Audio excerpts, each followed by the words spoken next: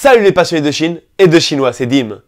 Dans cette troisième vidéo de la série sur les tons en chinois, nous allons voir les 5 astuces à mettre en pratique pour ne plus jamais avoir de problème de ton. Avant de parler de ces 5 astuces, un point. Travaillez vos tons. Commencez par travailler vos tons. Ces astuces ne sont là uniquement pour vous aider à mieux les travailler, plus efficacement, perdre moins de temps, donc aller plus vite.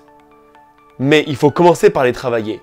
Si vous commencez par voir toutes les astuces possibles et inimaginables, mais que vous ne commencez pas à les travailler, cela ne sert malheureusement à rien. Commencez par travailler vos tons sérieusement, avec rigueur, et ces astuces vont certainement vous aider. Première astuce, répétez 3 fois le ou les tons d'un mot que vous rencontrez et que vous voulez apprendre. Par exemple, un stylo. Bi, bi, bi. Donc, 3 répétitions. BI, 3e ton sur le I. Pourquoi 3 répétitions? Je trouve que le chiffre 3 est un chiffre assez court pour ne pas dépenser beaucoup trop de temps pour répéter, mais qu'au bout de 3 répétitions correctes, on a quand même une certaine maîtrise donc du ton de l'objet, par exemple le stylo. De plus, en regardant ou du moins en imaginant cet objet, on va créer un lien entre le ton et la prononciation de cet objet et la signification de l'objet, ce qui va permettre une meilleure mémorisation des tons et du sens. Je me souviens encore au début, lorsque je rencontrais un nouveau mot, comme par exemple bi, le stylo, je ne le répétais qu'une seule fois.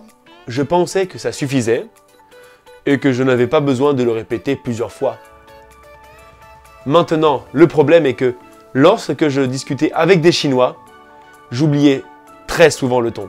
Et donc je le remplaçais par un autre ou prononçais un mot sans ton. Ce qui crée des incompréhensions, voire malentendus. La répétition de 3 fois est pour moi, et vous allez l'implémenter pour vous, une très bonne chose pour mémoriser les tons. Deuxième astuce, associer une couleur à chaque ton. 5 couleurs, 5 tons. Je m'explique. Lorsque vous écrivez un mot en caractère ou avec son écriture phonétique, le pinyin, donc on verra ça dans une prochaine vidéo, utilisez une couleur selon le ton de chaque syllabe, donc ça dépend du mot. Par exemple, des ciseaux. Dian Tao, Dian Tao. Donc, Dian, 3e ton, on pourrait l'écrire par exemple en rouge. Tao, 1er ton, on pourrait l'écrire en bleu.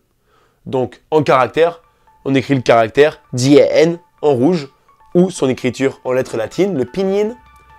Et le Tao, en caractère ou en pinyin, on l'écrirait en bleu. Cette astuce est redoutable d'efficacité.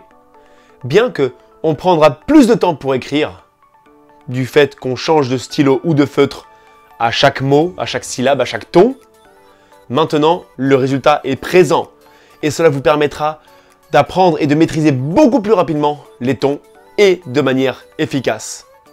3e astuce, enregistrez-vous, écoutez-vous et corrigez-vous. Pourquoi?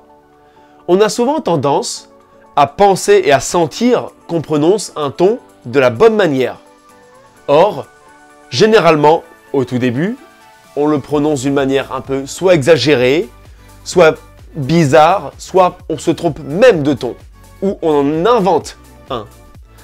Mais lorsqu'on s'enregistre avec un téléphone portable par exemple, et qu'on s'écoute, on va pouvoir comparer à ce moment-là. Comparer avec la vidéo ou avec un professeur ou avec ce qu'un dictionnaire électronique donne comme prononciation et on va pouvoir corriger. On ne peut pas corriger ce qu'on pense bien faire. On ne peut pas changer ce qu'on pense qui n'est pas à changer. Là est la force de l'enregistrement, de l'écoute et de la correction. 4e astuce, imiter. Imitez une personne qui vous inspire. Une personne dont la voix vous inspire. Elle a une belle voix. Ou lorsqu'elle parle en chinois, par exemple, Elle a de la prestance, cette personne. Imitez un paragraphe que vous trouverez par exemple dans une série télévisée ou un film ou alors une émission télé d'un speaker, d'un présentateur et imitez en reprenant la technique naturelle d'un bébé qui imite ses parents pour apprendre à parler et généralement plus tard parle un peu comme ses parents, on va adapter cette technique à imiter quelqu'un qui nous inspire ou quelqu'un qui a la manière de parler qu'on aimerait avoir nous-mêmes dans la langue donnée, ici, en chinois. 5e astuce, écoutez. Écoutez en permanence du chinois. Regardez des séries, écoutez la radio, une émission télévisée, si possible en chinois standard de bon niveau, comme des présentateurs télé par exemple. Cela vous permettra d'habituer votre oreille. On ne peut pas bien prononcer ce qu'on n'entend pas bien ou ce qu'on ne comprend pas bien. L'écoute est une astuce primordiale pour bien prononcer les tons. La force de cette clé, de cette astuce, est qu'on peut l'implémenter même si on ne comprend rien et qu'on ne sait rien dire, c'est-à-dire du début. Et d'ailleurs, à implémenter du début jusqu'à la fin. Pourquoi? On va habituer l'oreille à des sons en chinois standard, comme je viens de l'expliquer, et on va pouvoir s'analyser nous-mêmes à la fin. L'oreille va s'habituer à un son, à des sons, à des tons, et après, lorsque nous-mêmes on va parler, apprendre un mot comme on l'a dit, bi, et que si je le prononce bi, avec l'oreille qui a eu l'habitude d'entendre des sons standards, je vais tout de suite avoir le tilt et avoir la sensation au niveau du plexus solaire que j'ai mal prononcé. Et je vais pouvoir me corriger instantanément. Petite astuce bonus, ne vous prenez pas la tête. Pourquoi? Si vous parlez avec des Chinois et que vous vous prenez la tête tout le temps à dire c'est quel ton, comme dans les vidéos de Dim, si je me trompe d'un ton, peut-être qu'il ne comprendra pas, il y aura des malentendus, donc je vais focus uniquement sur les tons et pas sur le cœur et sur ce que j'ai à dire, la conversation deviendra très lourde et saccadée.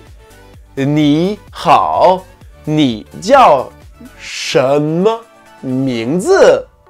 C'est beaucoup trop long, beaucoup trop saccadé et pas fluide, pas naturel. Et les gens vont le ressentir. Non, travaillez vos tons chez vous. Oui. Sérieusement, oui. Prenez le temps, oui. Mais dans la rue, lâchez-vous. On est là pour communiquer. Apprendre une langue ne sert pas juste à apprendre une langue. Apprendre une langue sert à communiquer avec des gens, s'ouvrir l'esprit, rencontrer de nouvelles personnes et partager. Donc lâchez-vous, parlez avec des gens, exprimez-vous. Et si vous faites une erreur, c'est pas grave. Dans un ton, par exemple, vous répétez juste le ton. Ni hao, ni hao. Si vous n'avez pas eu le temps donc de vous en apercevoir, dites-vous juste « Ah, je me suis trompé, je vais la prochaine fois faire attention. » C'est tout. Mais lâchez-vous, ne vous prenez pas la tête. Comme d'habitude, si vous avez des questions, n'hésitez pas à les poster en commentaire ci-dessous et à aller me joindre directement sur mon Instagram, dont le lien sera ici. N'oubliez pas de vous abonner et de lâcher un pouce bleu. Sur ce, à très vite dans une prochaine vidéo.